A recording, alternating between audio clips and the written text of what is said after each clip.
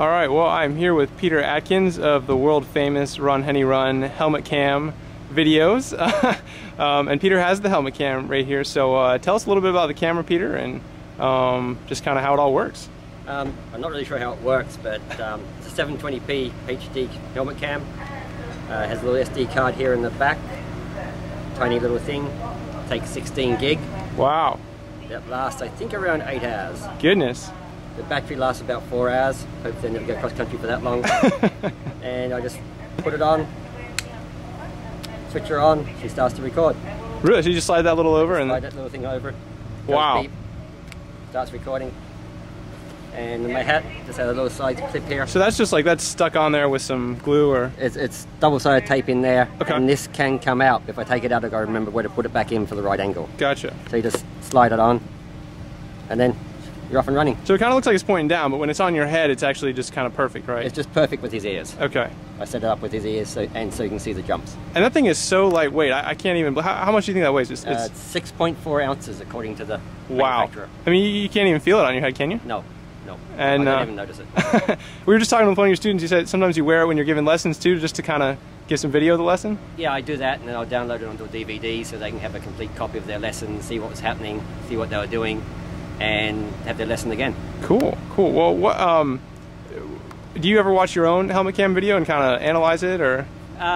I know what happened out there, so yeah, because I watched it 3 or 4 times as I'm trying to produce some movies. Right. That's still a bit of a pain for me, trying to figure the computer side out. But yeah, I see it quite a bit each time. Cool. All right, well, Peter, best of luck this weekend. You're in the 3-star with Henry, and just have a great weekend. Okay, thanks, John. Yep.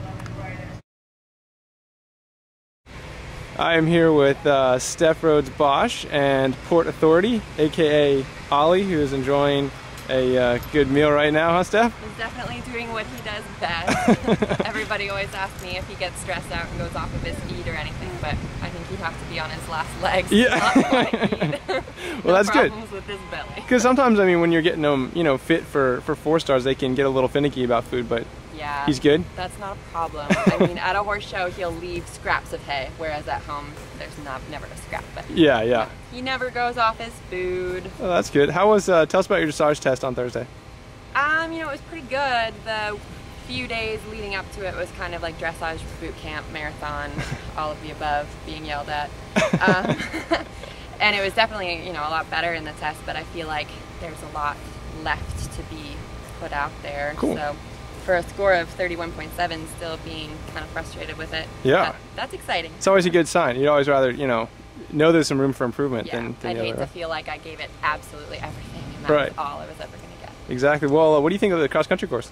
I think it looks great. They've been working pretty hard on the footing. Yeah. I know, like, this summer it's not the easiest thing in the world to have good footing, but they've got a pretty decent irrigation system out there. Yeah, I noticed they have the same irrigation system as Rolex with the waters and all. Very exciting. I feel like they're getting as much water as they can out there. Right. And the jumps, I mean, it's like big and forward and flowing, and yeah, they still, like, the coffin is tough, and the sunken road is like a legit question. It's big enough, but it's mostly, you know, flowing and big. And what do you think about the approach to the sunken road? It's kind of like you're kind of going through the trees there. I mean, what do you think the key is there? It's a little odd. I mean, I think that obviously going into the trees there is going to help the horses sort of back off, and if you have one that is wanting to look for the fences, I don't think it'll be a problem, but the spookier horses, it'll be a bit more work, but for one like him that really looks for the fences, I think it'll be great. Cool. All right, well, thank you very much, Steph. Of course, John. And thank you, Ollie, for joining us. What he wanted to do. Exactly.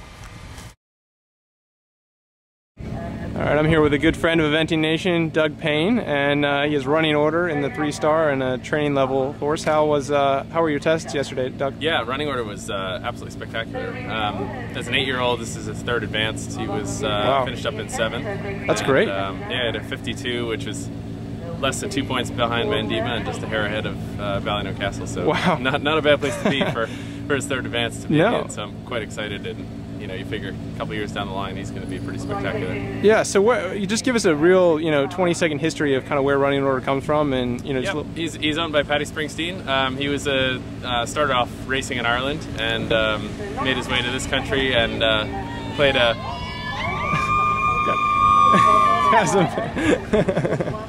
Got some fans there, Doug. Good. So, anyways, yeah, made a brief stay down in Jumperland down in Florida. Didn't quite cut it there. Okay.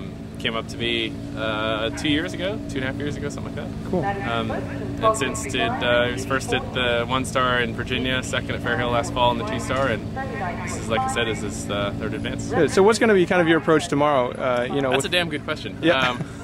I think you got to keep kicking. I think it's a great course. Yeah. Ian Stark's done a very, very good job. Yeah.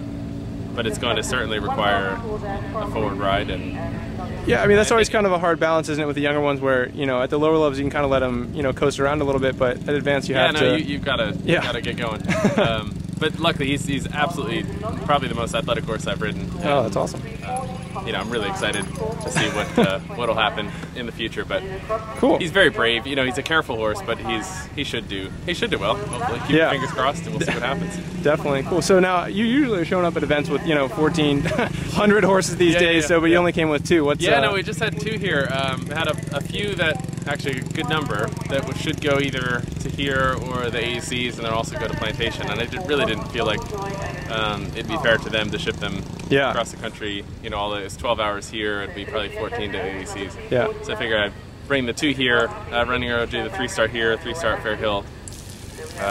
The training guy just needed the exposure. Right. And the other guys will do Plantation and then the AECs, and from there we'll see what happens. All right, Doug. Well, best of luck this weekend, and thank you very much. All right. Well, great. Thanks again. Yep.